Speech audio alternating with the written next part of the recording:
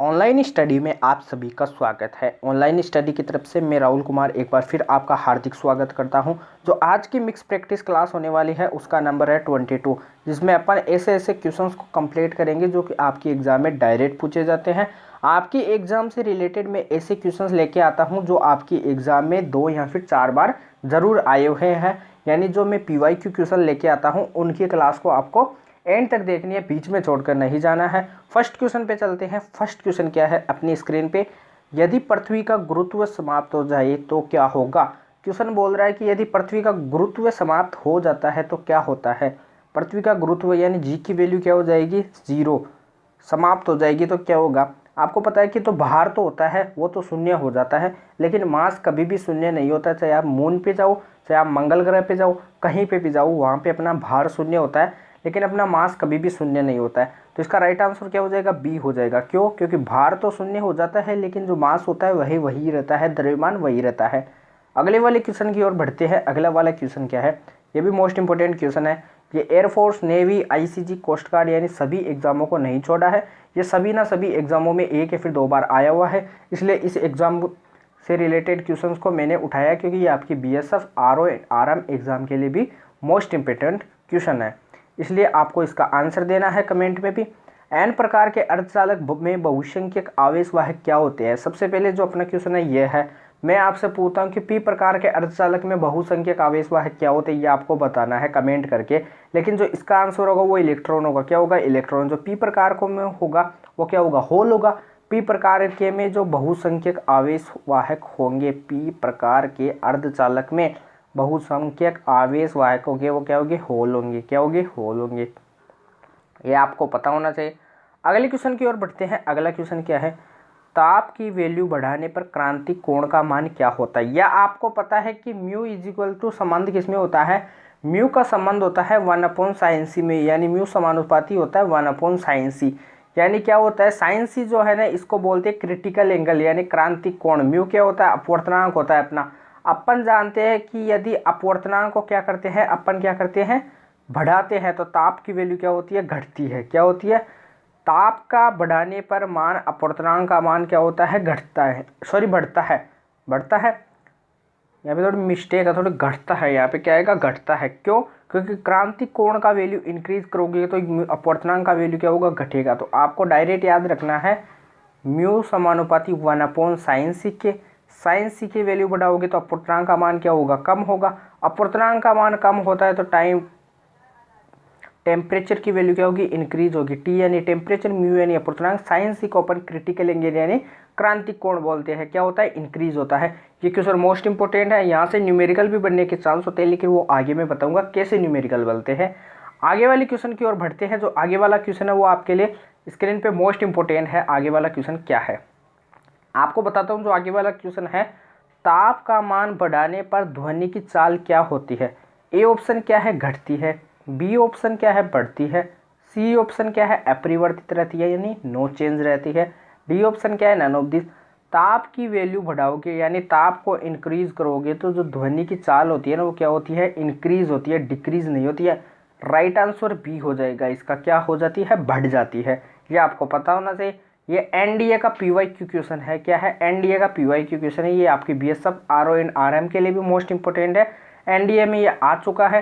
अगले क्वेश्चन की ओर बढ़ते हैं। अगला क्वेश्चन क्या है, स्प्रिंग से रिलेटेड। कोई स्प्रिंग होती है, इसको अपन इस तरफ क्या करते हैं, खींचते हैं। इसको इस तरफ अप्लाई फोर्स लगाते हैं, अपना क्या लगाते हैं, अप्लाई फोर्स लगाते हैं। तो इसके पीछे की तरफ विपरीत दिशा में जो क्या लगता है, प्रत्यानयन बल लगता है। क्या लगता है, प्रत्यानयन बल। प्रत्यानयन बल जो अपने अप्लाई फोर्स के विपरीत लगता है, जो स्प्रिंग को अपनी स्थिति में वापस आने के लिए क्या करता है, फोर्स करता है, इसलिए ये फोर्स लगता है। तो अप्लाई फोर्स द्वारा किया गया कार्य क्या होगा आपको बताना है। ये क्या है, प्रति समांतर हो जाएंगे। क्या हो जाएंगे, प्रति समांतर। ये इस तरफ लग रहा है, ये इस तरफ लगेगा। थीटा की वैल्यू क्या हो जाएगी इनके बंदे, 180 डिग्री यानी 180। अपन जानते हैं कि डब्ल्यू यानी कार्य का जो फॉर्मूला होता है वो इज इक्वल टू होता है FS cos थीटा। क्या होता है, FS cos theta. Cos phi या फिर कोस थीटा कुछ भी लिख सकते हो। FS ऐसे कैसे, कोस फाई यानी कोस 180 डिग्री। FS ऐसे कैसे, कोस 180 की वैल्यू होती है -1, तो -FS इसका आंसर हो जाएगा। माइनस ऋणात्मक में आता है, आपको पता होना चाहिए। स्प्रिंग को खींचा जाता है तो अप्लाई फोर्स द्वारा किया गया कार्य का जो मान होगा वो ऋणात्मक होता है, नेगेटिव होता है। आगे वाले क्वेश्चन की ओर बढ़ते हैं। जो आगे वाला क्वेश्चन क्या है, यदि एक कण द्वारा तय की गई दूरी यानी एस वो समानुपाती है किसके, दूरी समय के वर्ग के समानुपाती है, समय के स्क्वायर के समानुपाती है। तो कण गति करेगा, जो कण गति करेगा वो किससे करेगा, ये दूरी है, दूरी का अपन अवकलन करते हैं तो अपने पास क्या होता है, वेलोसिटी प्राप्त होता है, तो 2t हो जाएगा टी स्क्वायर का। वेलोसिटी का अवकलन करते हैं तो अपने पास एक्सेलरेशन प्राप्त होता है 2 के समानुपाती हो जाएगा। एक्सेलरेशन 2 के समानुपाती आ रहा है यानी t नहीं आ रहा, तो इसमें एक्सेलरेशन क्या होगा, एक समान होगा यानी नियत होगा। तो ये जो गति करेगी वो एक समान त्वरण से करेगी, किससे, एक समान त्वरण से। राइट आंसर बी हो जाएगा। क्यों, एक्सेलरेशन की वैल्यू क्या आ रही है, कांस्टेंट आ रही है यानी नियत आ रही है। क्या आ रही है, ए की वैल्यू क्या है, कांस्टेंट है, 2 यानी कांस्टेंट होती है, नियत होती है, इसलिए एक समान त्वरण से क्या करेगा, गति करेगा। आगे वाले क्वेश्चन की ओर बढ़ते हैं। जो आगे वाला क्वेश्चन क्या है अपनी स्क्रीन पे, किसी क्षेत्र पर पूर्व से पश्चिम में विद्युत धारा प्रवाहित हो रही है किंतु उदासीन बिंदु, कितने उदासीन बिंदु प्राप्त किए जा सकते हैं। यदि कोई विद्युत क्षेत्र दाब है, कोई विद्युत क्षेत्र तार है, सॉरी यहाँ पर क्या है, कोई विद्युत क्षेत्र का कोई तार है, इसमें पूर्व से पश्चिम दिशा में क्या बह रही है, विद्युत धारा। तो आपको पूछ रहा है कि इसमें उदासीन बिंदुओं की जो संख्या होगी वो कितनी होगी, आपको पता होना चाहिए वो 1 होगी। कितनी होगी, 1 होगी।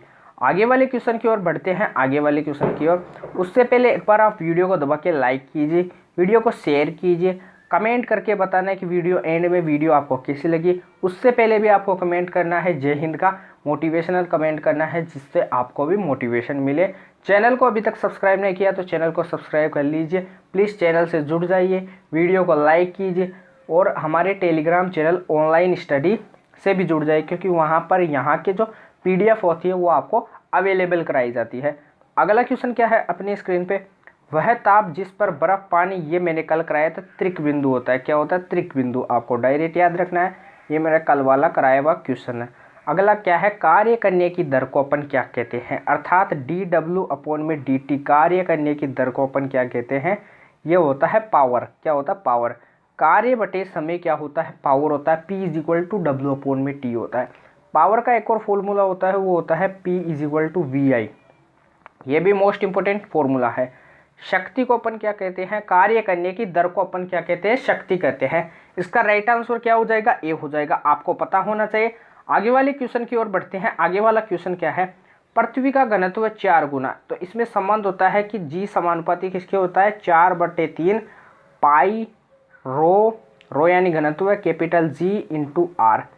अपने को दिया हुआ है घनत्व डेंसिटी, त्रिज्या दी हुई है, तो G समानुपाती किसके हो जाएगा, G समानुपाती यहाँ पे हो जाएगा, G समानुपाती 4/3 पाई और कैपिटल G को अपन कांस्टेंट मान लेंगे, रो मल्टीप्लाई R के हो जाएगा। G समानुपाती रो कितना है, 4 × 4 मल्टीप्लाई R कितना है 1/2, 2 से 4 जाएगा कितना 2, अर्थात 2 गुना भार हो जाएगा। भार कितना हो जाएगा, G की वैल्यू 2 हुई तो भार कितना होगा, 2 गुना होगा, तो आंसर क्या हो जाएगा, 2 गुना। राइट आंसर क्या हो जाएगा, 2 गुना हो जाएगा। आगे वाले क्वेश्चन की ओर बढ़ते हैं। चुंबकीय जो फ्लक्स का जो सीजीएस मात्रक होता है वो क्या होता है, मैक्सवेल होता है। क्या होता है, मैक्सवेल। और इसका जो एसआई मात्रक या फिर जो एमकेएस मात्रक होता है वो क्या होता है, ये आपको बताना है, ये वेबर होता है। अगले क्वेश्चन की ओर बढ़ते हैं। अगला क्वेश्चन क्या है, अगला क्वेश्चन आपसे कुछ कहना चाह रहा है, v वेग से कोई एक बॉल है, यहाँ पे क्या है, बॉल। इस बॉल को यहाँ पे फेंका जाता है v वेग से 45 डिग्री के कोण पे फेंका जाता है। इसको कितने डिग्री पे, 45 डिग्री के कोण पे फेंका जाता है। अगली बॉल को कितने डिग्री कोण पे फेंका जाए तब इसकी रेंज क्या होती है, R होती है, यानी प्रास R होती है। अगली गेंद को कितने यानी थीटा कोण पे फेंका जाता है v वेग से कितने डिग्री कोण पे फेंका जाए कि उसकी रेंज क्या हो, R हो, यानी प्रास सेम हो। यह आपको कमेंट करके बताना है। जल्दी से आप कमेंट करके बताइए, तुरंत आपको थोड़ा समय दिया जा रहा है, उसके बाद मैं सोल्व करके बताऊंगा। आपको मैं बताता हूँ, रेंज कभी भी दो चीज़ों की सेम पूछी जाती है तो उनके दोनों कोणों का योग क्या होता है, 90 डिग्री होता है। तो 15 क्या है, θ1 है, और θ2 क्या है, थीटा है या फिर θ2 है, = इनका योग 90 डिग्री होगा। तो θ2 = क्या हो जाएगा, 90 डिग्री माइनस ऑफ 15 डिग्री। θ2 की जो वैल्यू आएगी वो क्या आएगी, 75 डिग्री। क्या आएगी, 75 डिग्री, यानी 75 डिग्री के कोण से फेंकेंगे तो इसकी रेंज क्या होगी, R होगी, यानी समान होगी। राइट आंसर बी हो जाएगा। आगे वाले क्वेश्चन की ओर बढ़ते हैं। आगे वाला क्वेश्चन क्या है, सरल आवर्त गति में जो वायु विस्थापन होता है तो कण का वेग क्या होगा। माध्य स्थिति में बोल रहे हैं, माध्य स्थिति में वाई की वैल्यू 0 होती है, आपको पता है। v का जो फॉर्मूला होता है वो होता है omega under root of A square minus O Y square, ये आपको पता है वेलोसिटी का। y की वैल्यू 0 होती है तो v is equal to omega under root of A square minus of 0। यहाँ से v की वैल्यू निकलेगी, वो क्या निकलेगी, v is equal to omega A. इस वैल्यू को अपन v मैक्सिमम बोलते हैं। क्या बोलते हैं, v मैक्सिमम। इससे अनेक न्यूमेरिकल बनते हैं, अपॉन यानी अनुपात वाले क्वेश्चंस भी बनते हैं, जो मैं आपको बताऊंगा एक्सेलरेशन और वेलोसिटी के संबंध में। इसका राइट आंसर क्या हो जाएगा, बी हो जाएगा, ओमेगा ए। आगे वाले क्वेश्चन की ओर बढ़ते हैं। आगे वाला क्वेश्चन क्या है, जल वोल्टमीटर से धारा प्रवाहित करने पर हाइड्रोजन गैस कहाँ पर मुक्त होती है। कैथोड पे होती है, एनोड पे होती है, दोनों पे होती है, नन ऑफ दिस यानी किसी पे नहीं होती है। आपको पता है कि जल वोल्टमीटर में से धारा प्रवाहित करने पर कैथोड पर क्या होती है, हाइड्रोजन गैस मुक्त होती है। किस पर, कैथोड पर। राइट आंसर ए हो जाएगा। आगे वाले क्वेश्चन की ओर बढ़ते हैं। जो आगे वाला क्वेश्चन क्या है, वोल्टमीटर से किसका मापन होता है। आपको पता है कि वोल्टमीटर से हमेशा धारा का ही मापन होता है। क्या होता है, धारा का मापन होता है। अगले क्वेश्चन पे चलते हैं। अगला क्वेश्चन क्या है, ये भी मोस्ट इंपोर्टेंट क्वेश्चन है। ऐसे 2 क्वेश्चन आते हैं एग्जाम में, मैं दोनों क्वेश्चन को लेके आया हूँ आपके लिए स्क्रीन पे। विद्युत हीटर में जिस पदार्थ का उपयोग किया जाता है वह टंगस्टन नहीं होता है। आपका दिमाग टंगस्टन पे जाता है, नहीं होता है। नाइक्रोम इसका राइट आंसर हो जाएगा। किसका बना होता है, नाइक्रोम का बना होता है। टंगस्टन, प्लेटिनम, तांबे का नहीं होता है। तीनों रॉन्ग हो जाएंगे। राइट आंसर ए हो जाएगा। विद्युत हीटर में जो पदार्थ होता है वो नाइक्रोम का होता है। अगले क्वेश्चन की ओर बढ़ते हैं। जो अगला क्वेश्चन क्या है अपनी स्क्रीन पे, धात्विक चालकों का ताप बढ़ाने पर उनका प्रतिरोध। आपको मैंने ये क्वेश्चन काफ़ी बार करा दिया है कि चालकों का यदि आप टेम्परेचर क्या करते हो, इंक्रीज करते हो, तो उनका रेजिस्टेंस यानी प्रतिरोध क्या होता है, इंक्रीज होता है। क्या होता है, इंक्रीजिंग होता है, बढ़ता है। तो राइट आंसर क्या हो जाएगा, बी हो जाएगा। अगले क्वेश्चन की ओर चलते हैं। अगला क्वेश्चन क्या है अपनी स्क्रीन पे, मोस्ट इंपोर्टेंट क्वेश्चन है। उससे पहले आप वीडियो को लाइक कीजिए, शेयर कीजिए, कमेंट करके बताना है वीडियो के एंड में वीडियो कैसी लगी। चैनल को अभी तक सब्सक्राइब नहीं किया तो चैनल को प्लीज़ सब्सक्राइब कर लीजिए। टेलीग्राम चैनल से जुड़ जाइए जो अपना ऑनलाइन स्टडी नाम से है। अगला क्वेश्चन क्या है अपनी स्क्रीन पे, प्रक्षेप पथ की जो आकृति होती है वो कैसे होती है। आपको पता है जो प्रक्षेप पथ की जो आकृति होती है वो कुछ ऐसे होती है। कैसे होती है, कुछ ऐसे, या तो इस तरफ गति या फिर इस तरफ गति। तो इसको अपन बोलते हैं प्रवलयाकार। क्या बोलते हैं, प्रवलयाकार, पैराबोलिक रूप में होती है प्रक्षेपक पथ की आकृति। आपको पता होना चाहिए। अगले क्वेश्चन की ओर बढ़ते हैं। जो अगला क्वेश्चन क्या है अपनी स्क्रीन पे, मोस्ट इंपोर्टेंट क्वेश्चन है, PYQ क्वेश्चन है। व्हीट स्टोन सेतु का उपयोग किया जाता है, किसके लिए किया जाता है। ए ऑप्शन क्या है अपनी स्क्रीन पे, प्रतिरोध मापने में। बी ऑप्शन क्या है, धारा मापने में। सी ऑप्शन क्या है, आवेश मापने में। डी ऑप्शन क्या है, नन ऑफ दिस। आपको बता दूं जो व्हीट स्टोन सेतु होता है, व्हीट स्टोन सेतु, उसका उपयोग रेजिस्टेंस का मापन में होता है, रेजिस्टेंस मापन में होता है। ए इसका राइट आंसर हो जाएगा। आगे वाले क्वेश्चन की ओर बढ़ते हैं। आगे वाला क्वेश्चन क्या है, ये टाइम पीरियड से रिलेटेड क्वेश्चन है। इससे अनेकों क्वेश्चन एग्जाम में आते हैं जो कि थोड़े थोड़े चेंजेस होते रहते हैं उनमें। वो सभी मैं आपके लिए क्वेश्चन लेके आते रहता हूँ, क्योंकि मैं 1 या फिर 2 वीडियो में ऐसे टाइम पीरियड के क्वेश्चन जरूर लेके आता हूँ जो आपके एग्जाम में पूछे जाते हैं। जो क्वेश्चन है वो क्या है, एक सरल लोलक को पृथ्वी से चंद्रमा पर ले जाकर यदि दोलन कराया जाता है तो इसका दोलन काल घटता है, बढ़ता है, नोचित। आपको बता दो T is equal to time period क्या होता है, 2π/L/g होता है। मून चंद्रमा पे जाते हैं तो जी की वैल्यू क्या होती है, डिक्रीज होती है, कम होती है। तो जी की वैल्यू क्या होती है चंद्रमा पे, g/6 होता है। आपको पता है जी इफेक्टिव की वैल्यू क्या होती है, g/6 होती है। जी की वैल्यू इंक्रीज या नहीं होगी, डिक्रीज होगी।